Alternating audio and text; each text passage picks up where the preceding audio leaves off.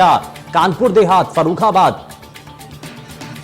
वीर धनंजय हमारे संवाददाता जुड़ चुके हैं ज्यादा जानकारी के साथ। वीर धनंजय, क्या अभी तक जानकारी मिल रही है? आप वोटिंग से पहले फिलहाल चुनावी शोर जो है वो थम चुका है। जी शिवेंद्र, शाम के 5 बजते ही यहाँ पे चुनाव प्रचार सभी पार्टियों का थम चुका है। अभी तक सभी पार्टियों के प्रत्याशियों ने अपना चुनाव प्रचार जोर शोर से किया और सभी पार्टी के स्टार प्रचारक भी हमीरपुर के अंदर आए और अपनी अपनी पार्टियों को जिताने की अपील की। लेकिन आज 18 तारीख के शाम के 5 बजते ही सभी पार्टियों का प्रचार थम चुका है और अब जो पार्टी प्रत्याशी हैं वो मतदाताओं के घर घर जाके अपने आप को वोट देने के लिए प्रचार कर बात कहेंगे। हालांकि आज शाम से प्रचार थम चुका है। जी फिलहाल प्रचार का शोर तो थम चुका है, लेकिन आज वीर धनंजय, क्योंकि एक के बाद एक सिलसिलेवार तरीके से बड़े बड़े दिग्गज नेता आप उतरते हैं मैदान में और अपने प्रत्याशियों के हित में वोट देने की अपील भी करते हैं। बड़ी बातें की जाती हैं, एक दूसरे के ऊपर आरोप लगाए जाते हैं। यादव लैंड के अंदर जब ये प्रचार किया जाता रहा तो उसमें क्या बड़ी चीजें आज देखने को मिली हैं? जी देखिए, यहाँ पे हमीरपुर जो विधानसभा है, यहाँ पे हमीरपुर विधानसभा की बात की जाए, यहाँ पे जो है यहाँ के लोग समाजवादी पार्टी के अखिलेश यादव आए, उन्होंने यहाँ पे एक बड़ी जनसभा की। उसके बाद मुख्यमंत्री योगी आदित्यनाथ आए, उन्होंने भी जनसभा की और दोनों ही जनसभाओं में बड़ी मात्रा में भीड़ देखने को मिली है। तो यहाँ पे जो चुनाव है एक बहुत ही उसमें चल रहा है कि कहा नहीं जा सकता है किस ओर जनता अपना मूड बना रही है और किस प्रत्याशी के हाथ विजय लगेगी। जी और इसीलिए कहा जा रहा है कि हर किसी राजनीतिक दल के द्वारा अपनी पुरजोर तरीके से कोशिश की गई है कि वो अपने प्रत्याशियों के हित में वो वोटिंग की अपील कर पाएं। लेकिन इसमें सबसे बड़ा सवाल यहाँ पर यह भी उठ रहा है वीर धनंजय कि इसमें जो सियासी समीकरण है और जातिगत समीकरणों के आधार पर यह माना जा रहा है, समाजवादी पार्टी इसलिए आप उत्साहित नजर आ रही है कि इस पूरे यादव बेल्ट के अंदर जब सीटों के समीकरणों को देखा जाए और खास करके जब ये कहा जा रहा है कि पूरा परिवार एक बार फिर से साथ में आकर के खड़ा हुआ है, तो परिवार में चाचा, भतीजा और पिता जब साथ में हैं तो इसका बड़ा इंपैक्ट नजर आएगा क्या? जी देखिए, मैं आपको बताना चाहूंगा, हमीरपुर में 2 विधानसभा सीटें हैं, हमीरपुर और 8। पिछली बार दोनों ही सीटों पर भाजपा के प्रत्याशियों ने अपने विजय का परचम फहराया था। राज्य विधानसभा की बात की जाए तो यहाँ के प्रत्याशी ज्यादा मतों से विजय हासिल की थी, वहीं हमीरपुर के प्रत्याशी ने भी बड़ी मतों से विजय हासिल की थी। इसलिए हमीरपुर में दोनों विधानसभाओं में चाचा, भतीजा या पिता कोई भी साथ में आ जाए, यहाँ पे ज़्यादा फर्क देखने को नहीं मिल रहा है, क्योंकि यहाँ पे जो भाजपा है एक बहुत ही अपनी पैठ बनाए हुए यहाँ के मतदाता हैं जो भाजपा की ओर ज़्यादा आकर्षित दिखाई दे रहे हैं। लेकिन फिर भी समाजवादी पार्टी के प्रत्याशी और स्टार प्रचारक भी अपनी जी तोड़ यहाँ पे हमीरपुर की दोनों विधानसभाओं में मेहनत की है। अब देखने वाली बात होगी कि 20 तारीख में यहाँ के मतदाता हैं वो किस ओर अपना रुख बनाते हैं। पहले की जो पार्टी है भाजपा, जो पहले विजयी रही है, उसूर उनका रुख रहता है या फिर सपा की ओर। चलिए मैं वापस लौटूंगा, लेकिन जरा हाथरस का भी रुख कर लेते हैं। पीएन शर्मा हमारे संवाददाता हमारे साथ जुड़ चुके हैं, जरा उनका रुख कर लेते हैं। पीएन शर्मा, आप क्योंकि हाथरस के अंदर भी जिस तरीके से समीकरण देखने को मिल रहे हैं, बीजेपी पूरी तरीके से टक्कर दे रही है, आप चाहे योगी आदित्यनाथ हो, चाहे बड़े दिग्गज नेताओं भारतीय जनता पार्टी के, चाहे राष्ट्रीय अध्यक्ष हो, वो सभी ग्राउंड जीरो पर उतरते हैं, कैंपेनिंग करते हैं। लेकिन यादव लैंड और आसपास का जो पूरा इलाका है, कितना हद तक परिवार के एक साथ आने पर जो एक तस्वीर सामने आती है जिसमें शिवपाल यादव चाचा, मुलायम सिंह यादव और अखिलेश यादव तीनों एक साथ नजर आते हैं, परिवार के बाकी सदस्य भी उसमें नजर आते हैं, ये इस तस्वीर का तीसरे चरण की वोटिंग से पहले कैंपेनिंग के लास्ट डे में क्या इंपैक्ट पड़ने जा रहा है इसका?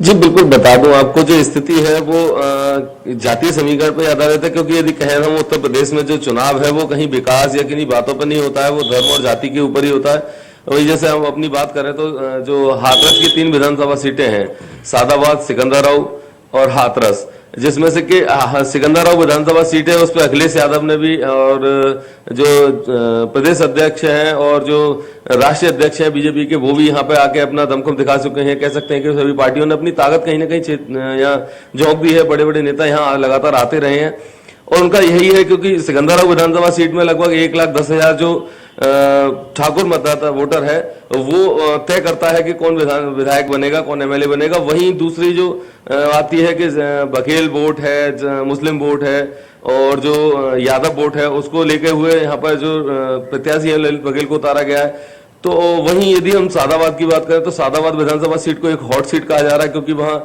5 बार लगातार विधायक रहे हैं, प्लस परिवहन मंत्री, ऊर्जा मंत्री रामवीर उपाध्याय रहे हैं। वो उन्होंने बीएसपी का दामन छोड़ के भाजपा का दामन थामा है और भाजपा के टिकट पर वो अपना मैदान में उतरे हैं। लेकिन वहीं 1,10,000 से ऊपर जाट मतदाता है, जो क्योंकि उसे मिनी जाटलैंड और छोटा सिपरौली भी कहा जाता है। तो वहां जो प्रत्याशी कह सकते हैं पूरी विधानसभा में एक ही प्रत्याशी है जो आरएलडी की तरफ से उतारे गए हैं जाट, तो उनकी तरफ भी काफी देखा जा रहा है। तो यूं करके जाट का आकलन बहुत ज्यादा, जातियों का आकलन बहुत ज्यादा लगाया जा रहा है। और वहीं यदि कही जाए बात के नेताओं के बड़े बड़े पार्टियों के आने की या परिवार के आने की, तो कह सकते हैं कि सभी ने अपनी पूरी ताकत झोंकी है। सभी का प्रयास है कि उन्हें सीट मिले और बीजेपी को कहीं ना कहीं पीछे किया जाए। और वहीं बीजेपी का पूरा प्रयास है कि वो दोबारा वापस लेके आ पाए, क्योंकि 2 विधानसभा सीटों पर यहाँ भारतीय जनता पार्टी इस बार का समीकरण बहुत कुछ दिखा रहा है, बहुत कुछ बता रहा है, लेकिन समीकरण आगे क्या कहते हैं मैं वापस लौटूंगा। लेकिन जरा एटा का रुख कर लेते हैं। एटा से हमारे संवाददाता सीधे जुड़ चुके हैं, जरा उनका रुख कर लेते हैं। मैं जरा सबसे पहले आपसे ये समझना चाह रहा हूं कि गैर यादव जो ओबीसी वोट बैंक है, बड़ा हद तक बिखराव इस वक्त नजर आ रहा है। ये बहुत हद तक समाजवादी पार्टी की तरफ से कहा जा रहा है कि यादव वोट बैंक तो उनके साथ रहेगा ही, लेकिन बाकी जो गैर यादव ओबीसी वोट बैंक है वो भी उनके खेमे में जाएगा। लेकिन इससे पहले तक बीजेपी के खाते में जाता रहा है। क्या इस बार वो ट्रेंड चेंज हो रहा है? 2017 वाली परिस्थितियां इस बार नजर नहीं आ रही है? जी आपको बता दें, एटा में सबसे ज्यादा सपा यादव का गढ़ माना जाता है। ये परिवार सपा का एक परिवार माना जाता है एटा जिला। जिस तरह से हम बात करें कि बीजेपी की सीट के लिए, तो बीजेपी भी इसमें 2017 में 4 विधानसभाएं हमारी एटा, मारेरा, अलीगंज और जलेसर, इन चारों सीटों पर बीजेपी ने जीत के हासिल की थी। अब इस बार देखना है कि जनता का क्या मूड रहता है और किसके विजय का सरताज पहनाता है। जी सभी जातिगत समीकरणों को साधने की कोशिश कर रहे हैं, लेकिन इसमें सबसे महत्वपूर्ण क्या नजर आ रहा है? क्योंकि एसपी सिंह बघेल को मैनपुरी से उतार करके, करल सीट से मुख्य मुकाबले में उतार करके क्या संकेत देना चाह रही है बीजेपी? और ये मुकाबला क्या एसपी सिंह बघेल के आने के बाद कुछ बदलता हुआ नजर आ रहा है? जी आपको बता दें, एसपी बघेल के आने के बाद जो माहौल एक गरमाई आई है, जिस तरह से अभी बीच में एसपी बघेल के ऊपर जो हमला किया गया था, इससे एक तरह का माहौल भी पैदा हो रहा है कि प्रत्याशी की जीत जरूर हासिल हो सकती है और इसमें टक्कर भी हो सकती है कि समाजवादी पार्टी और बीजेपी की बहुत अहम भूमिका रही है इसमें। लेकिन एटा में जो अलग अलग पार्टियों के प्रत्याशी हैं, चाहे गठबंधन का प्रत्याशी हो, चाहे भारतीय जनता पार्टी के प्रत्याशी हो, मुख्य तौर पर मुकाबला इन्हीं के बीच में है, या कांग्रेस हो या एआईएमआईएम हो या दूसरे राजनीतिक दल हैं, बीएसपी है, क्या वो किसी तरीके से सियासी समीकरण बिगाड़ने के लिए या बनाने के लिए कुछ काम कर रहे हैं, या उनकी भूमिका इस वक्त क्या नजर आ रही है? जिस तरह से हम बताएं कि सपा और बीजेपी की सबसे जोरदार का मुकाबला है एटा जनपद में, और एक दूसरे पर वोट मांगने में बहुत लगे हुए हैं और बहुत काफिला भी रहता है, क्योंकि अभी बीच में योगी आदित्यनाथ आए थे तो उनका जन सैलाब भी रहा था यहाँ पर कार्यकर्ता थे। अभी समाजवादी पार्टी के अखिलेश मुख्यमंत्री आए हुए थे, तब भी यहाँ पर माहौल भी बहुत ज्यादा था। इस तरह से हम बात करें और भी प्रत्याशी की, तो ये एक दूसरे के विपक्ष में रहते हैं और इस तरह से वोट काटने के रहते हैं। ठीक है रविकांत, मैं वापस लौटूंगा, लेकिन जरा फिरोजाबाद लिए चलते हैं और वहां हमारे संवाददाता सौरभ इस वक्त मौजूद हैं। सौरभ, जरा सबसे पहले हम यही समझना चाह रहे हैं कि मौजूदा वक्त में जो सियासी समीकरण देखने को मिल रहे हैं, जातिगत आधार पर इसको अलग अलग कैटेगरी में बांटा गया है, कितना इससे भारतीय जनता पार्टी या दूसरे राजनीतिक दलों को कितना नफा, कितना नुकसान इस वक्त देखने को मिल रहा है? देखिए, फिरोजाबाद में 5 विधानसभा सीट हैं। अगर पिछले 2017 के चुनाव की बात करें तो यहाँ 4 भारतीय जनता पार्टी के खाते में गई थी। हालांकि समाजवादी पार्टी के गढ़ कहा जाता था ये, लेकिन 2017 में ये गढ़ रह गया। अकेली एक सीट जो सपा की राज बचाने वाले थे, वो शैफई परिवार के रिश्तेदार जो है हरिओम यादव कह जाते हैं, सिरसागंज से वो विधायक हुए थे समाजवादी पार्टी से। और इस बार चूंकि उनको टिकट नहीं मिला तो उनको बीजेपी से चुनाव लड़ रहे हैं वो। तो निश्चित रूप से फिरोजाबाद में अगर बात करें तो सिरसागंज की सीट है वो हॉट सीट मान के चली जा रही है। इसीलिए अखिलेश यादव ने वहाँ खुद प्रचार किया। उसके बाद योगी आदित्यनाथ भी पहुंचे हरिओम यादव के लिए जो है जनसभा की और लोगों से वोट की अपील की। और बात पूरी सभी विधानसभा क्षेत्र भी कर लेते हैं। फिरोजाबाद सदर सीट की अगर बात करें तो यहाँ बीजेपी से लगातार 2 बार विधायक हैं मनीष सतीजा, और उससे पहले 2 बार चेयरमैन रहे। मनीष सतीजा की जो है जनता में अच्छी पकड़ है, हमेशा से उनको जनप्रतिनिधि बनाती रही है 20 साल से जनता। अब देखने वाली बात ये होगी कि इन 5 विधानसभा सीट पे अगर बात करें तो समाजवादी पार्टी से सीधी टक्कर है। फिरोजाबाद में भी अगर समाजवादी पार्टी की बात करें तो मजबूत पकड़ अभी तक बताई जा रही है। लेकिन यहाँ जो अजीम भाई हैं, अजीम भाई ने बगावत की, क्योंकि अजीम भाई पूर्व विधायक रहे हैं समाजवादी पार्टी से। और दूसरी बार समाजवादी पार्टी जब उनको ज्वाइन कराई गई तो ये कैसे कराई गई तो उनको टिकट दिया जाएगा, लेकिन उनकी टिकट नहीं हुई तो उन्होंने बगावत की और वो इस समय ताल ठोक रहे हैं बहुजन समाज पार्टी से उनकी पत्नी साजिया हासन। तो ऐसे में त्रिकोणीय यहाँ पे जो है मुकाबला हो गया है और सीधे तौर पे देखने में ये आ रहा है भारतीय जनता पार्टी और सपा की टक्कर यहाँ देखने को मिल रही है। बात करते हैं शिकोहाबाद की, तो शिकोहाबाद में मुकेश वर्मा जो भारतीय जनता पार्टी के विधायक थे, क्योंकि उनके टिकट कटने के संकेत थे तो वो जो है सपा में शामिल हो गए, सपा ने उनको वहां से अपना प्रत्याशी बनाया गया। वहीं पूर्व विधायक जो सपा के थे वो भाजपा में शामिल हो गए, ओम प्रकाश वर्मा। ओम प्रकाश वर्मा को भाजपा ने अपना प्रत्याशी बनाया है और ओम प्रकाश वर्मा के समर्थन में जो है सभा भी अमित शाह ने की है। देखने वाली बात ये होगी कि वहां परिणाम कैसे आते हैं। वहां भी बिल्कुल जाहिर तौर पर वीवीआईपी जब जमीन पर उतरे हैं तो कितना वो अपने प्रचार के जरिए कितना असर डाल पाएंगे। मैं वापस लौटता हूं सौरभ, लेकिन जरा हमीरपुर लिए चलते हैं। वीर धनंजय हमारे संवाददाता हमारे साथ लगातार बने हुए हैं। वीर धनंजय, अब जरा हमीरपुर के अगर सियासी समीकरणों को देखें, अलग अलग विधानसभाओं में जो मुख्य मुकाबला है वो किस रूप में, जरा दिखाइए और बताइए।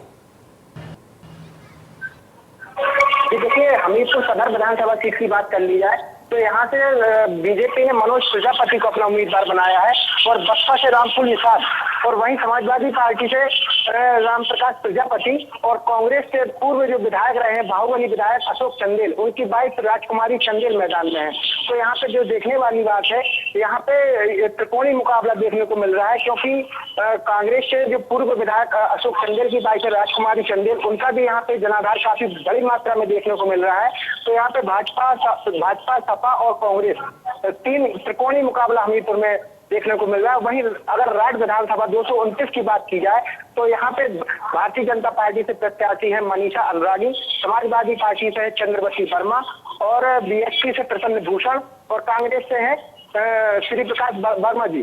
तो यहाँ पे जो है, यहाँ पे भी त्रिकोणीय मुकाबला देखने को मिल रहा है, जिसमें भाजपा, सपा और बीएसपी मुख्य रूप से शामिल है। और राज्य विधानसभा में जो लोधी वोट है वो यहाँ पे निर्णायक भूमिका में रहता है। जब से देश आजाद हुआ है यहाँ पर लोधी ही विधायक रहा है और 2012 से सीट राज्य विधानसभा की सुरक्षित हुई है। तब से लोधी मतदाताओं ने जिसको चाहा है उसको विधायक बनाया है, इसीलिए सभी प्रत्याशी यहाँ पे लोधी मतदाताओं को रिझाने में लगे हुए हैं।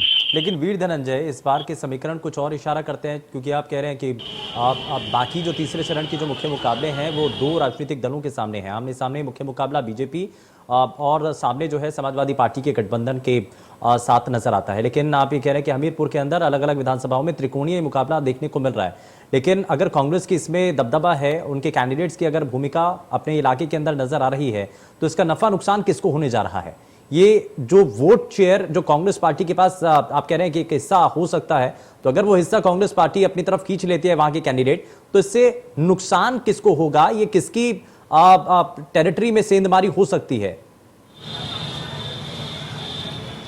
जी बिल्कुल, साफ तौर पे आपको बताना चाहूँगा, कांग्रेस की जो उम्मीदवार हैं वो बीजेपी के पूर्व विधायक अशोक चंदेल की वाइफ हैं और पहले उन्होंने बीजेपी से ही टिकट मांगा था, लेकिन जब उनको बीजेपी से टिकट नहीं मिला तो उन्होंने कांग्रेस का दामन थाम लिया। साफ तौर पर इसमें सीधा नुकसान जो है वो बीजेपी का ही देखने को मिलेगा, क्योंकि इससे पहले उनके पति हैं जो अशोक चंदेल, वो बीजेपी से विधायक थे, लेकिन इस बार उनकी पत्नी को टिकट ना मिलने पर उन्होंने कांग्रेस का दामन थाम लिया है। इसलिए नुकसान तो और भी पार्टियों का होगा, लेकिन ज़्यादातर जो नुकसान है वो बीजेपी का ही होगा। चलिए ठीक है, इसमें देखना होगा कि कितना किसको नुकसान होता है। मैं वापस लौटता हूं, लेकिन रविकांत शर्मा बेटा से हमारे संवाददाता लगातार हमारे साथ बने हुए हैं। रविकांत, जरा इसमें एक चीज़ और हम समझ रहे हैं कि अलग अलग जो एटा के अंदर आने वाली विधानसभाएं हैं उसमें जो मुख्य मुकाबला है वो समाजवादी पार्टी, उसके गठबंधन और भारतीय जनता पार्टी के बीच में है। लेकिन वोट शेयर तो बीएसपी का भी है, वोट शेयर तो दूसरे राजनीतिक दलों का भी है, और उनका जो वोट शेयर है वो किस राजनीतिक पॉलिटिकल पार्टी को, यानी कि वो समाजवादी पार्टी के गठबंधन को नुकसान पहुंचाएगा या बीजेपी के गठबंधन को नुकसान पहुंचाएगा? जिस तरह से हम बताएं, जिस तरह से आपने बताया कि समाजवादी पार्टी का जो गठबंधन वगैरह कुछ भी ऐसा कुछ नहीं है। जो नुकसान जो पहुंचाएगा, जिसमें कुछ वोट ऐसे होती हैं जो बीएसपी, कांग्रेस उनमें चले जाती है, पर इसमें ऐसा कोई भी मामला नहीं आएगा जिससे कि किसी को कोई दिक्कतें होगी। लेकिन समीकरण क्या कहते हैं अलग अलग विधानसभाओं के हिसाब से? मुख्य मुकाबला किनके बीच में है, जरा वो तो बताइए। समीकरण इस बार जो सपा पार्टी है, भाजपा पार्टी है, उसमें सबसे ज्यादा अधिकतर मुकाबला देखा जा रहा है और लगातार ऐसे में सपा भी कोई अपना समय नहीं छोड़ रही है और किसी तरह से अपना वोट हासिल करने में पूरी लगी हुई है। इस तरह से बीजेपी की बात करें तो बीजेपी अपने इस वोट को काटने में नहीं लगी है। इसमें और इस तरह कितनी से विधानसभाओं के हिसाब से, क्योंकि हम हर एक विधानसभा के बारे में आप जरा दर्शकों को बताइए और समझाइए कि मुख्य मुकाबला कौन कौन से प्रत्याशी हैं, कौन कौन चुनावी मैदान में इस वक्त उतरे हुए हैं, मुकाबला किनके बीच में है, सबसे ज्यादा रोचक किसके बीच में मुकाबला है, जरा बताइए। जैसे एटा से हैं बता रहे हैं सदस्य विपिन कुमार डेविड हैं, और यहाँ से एटा से जोगिंदर सिंह यादव हैं। इन दोनों में सबसे ज्यादा भाजपा के विपिन कुमार डेविड हैं और सपा पार्टी के जोगिंदर सिंह यादव है। इन दोनों में एटा में सबसे ज्यादा मुकाबला चल रहा है। और बात करें हम मारारा विधानसभा की, तो मारारा विधानसभा में टीटू विधायक और जो वीरेंद्र वर्मा है उनमें ज्यादा टक्कर चल रही है। और बात करें अलीगंज की, तो अलीगंज में सपा पार्टी रामेश्वर यादव है और सत्यपाल सिंह राठौर बीजेपी के प्रत्याशी है, उनमें चल रही है। और बात करें हम जलेसर की थी, तो जलेसर में रणजीत सुमन है और भाजपा के जो संजीव दिवाकर है उनमें सबसे ज्यादा चल रही है जी। लेकिन इसमें जरा सभी की जो नजरें बनी हुई है ना एटा में, सबसे ज्यादा की पॉइंट और कौन सी सीट ऐसी है जो हॉट सीट बनी हुई है, जिस पर सबसे ज्यादा सबकी नजर बनी हुई है? सबसे ज्यादा हॉट सीट अलीगंज है, अलीगंज और जैतरा है, जिस पर सबसे ज्यादा जनता की नजर बनी हुई है, क्योंकि ये ऐसा एरिया है कि ये सपा का गढ़ माना जाता है। इसमें सबसे ज्यादा सपा के लोग भी रहते हैं और इसमें सबसे ज्यादा 2017 में बीजेपी की सीट हासिल हुई थी जी। लेकिन इसमें अगर सियासी समीकरणों को समझें तो जातिगत आधार पर, जिसको हर कोई अपने हिसाब से अपने लिहाज से समझ करके देख रहा है, और इसीलिए भारतीय जनता पार्टी ने जब एसपी सिंह बघेल को उतारा चुनावी मैदान में, तो भारतीय जनता पार्टी तो एक चक्रव्यूह की रचना कर चुकी है। और आज देखा भी, क्योंकि जब चुनावी शोर थमा उससे पहले पहले बहुत हद तक कैंपेनिंग की गई, इसमें अलग अलग बड़े दिग्गज नेता भारतीय जनता पार्टी की तरफ से भी उतरे और समाजवादी पार्टी ने भी अपने परिवार के बाकी सदस्यों को भी मैदान में उतारा और अपने लिए उन्होंने वोट की अपील भी की है। ये कहा जा रहा है कि मुकाबला इस बार उतना आसान नहीं रहने जा रहा है यादव परिवार के लिए, कैसे? जी आप जी, जैसे कि मुकाबला ये था, एक तो की जो बहू है मुलायम सिंह जी की बहू है अपर्णा यादव, जो कि बीजेपी में शामिल हुई है, इससे सबसे ज्यादा फर्क यादव वोट को पड़ रहा है। और लगातार हम भाजपा की बात करें तो भाजपा में जो सबसे ज्यादा मेहनत लगन से प्रत्याशी जो कैंपेन कर रहा है और वोट मांग रहा है, इस तरह से हमें लग रहा है कि इस बार वोट भाजपा प्रत्याशी की ही जीत हासिल होगी। चलिए देखना ये दिलचस्प होगा कि किसको जीत मिलती है। मुनीश हमारे संवाददाता हमारे साथ जुड़ चुके हैं, जरा मुनीश का मैं रुख कर लेता हूं। मुनीश, अभी तक सियासी समीकरणों को हम देख रहे हैं, क्योंकि चुनाव प्रचार थम चुका है, वोटिंग से पहले पहले आकलन किया जा रहा है कि इस बार जो कैंपेनिंग की गई है, पॉलिटिकल पार्टियां पुरजोर तरीके से ग्राउंड पर जाकर के वोटर्स को अपने साथ करने की कोशिश में लगी हैं। आज का दिन किस लिहाज से बेहद महत्वपूर्ण रहा? देखिए सदन में मैं आपको बता दूं, आज 6 बजे चुनाव थम चुका है। सभी राजनीतिक पार्टियां अपने अपने आंकड़े गले जुलाने में लगे हुए हैं और जो चुनाव प्रचार है वो अब अंदरूनी चुनावी प्रचार होगा, लेकिन जो इलेक्शन कमीशन की जो गाइडलाइन है कि 6 बजे के बाद प्रचार नहीं करेगा। अगर राजनीतिक पार्टियों का आकलन माना जाए तो इस बार जो है राजनीतिक पार्टियों के आकलन के हिसाब से और जो ग्राउंड रिपोर्ट में निकल कर आई है उस हिसाब से जो है अब तक जो है भारतीय जनता पार्टी और समाजवादी पार्टी की जनता की 3 विधानसभा पड़ती है, कासगंज, अमापुर, पटियाली, और तीनों विधानसभा पर सीधा सीधा मुकाबला समाजवादी पार्टी और भारतीय जनता पार्टी में है। और इस बार जो वोट जो है अपना मन बना चुका है, वोटर की तरफ साफ कहना है कि इस बार जो है विकास का मुद्दा होगा और बेरोजगारी का मुद्दा होगा, जो महंगाई का मुद्दा होगा। जी चलिए, बड़े मुद्दे हैं और इन्हीं मुद्दों को आधार बना करके इस बार चुनाव लड़ा जा रहा है। बहुत शुक्रिया हमारे सभी संवाददाता जो कि ग्राउंड जीरो से सीधे तस्वीरें और जानकारी पहुंचा रहे थे। बुलेटिन में फिलहाल के लिए बस इतना ही। नमस्कार।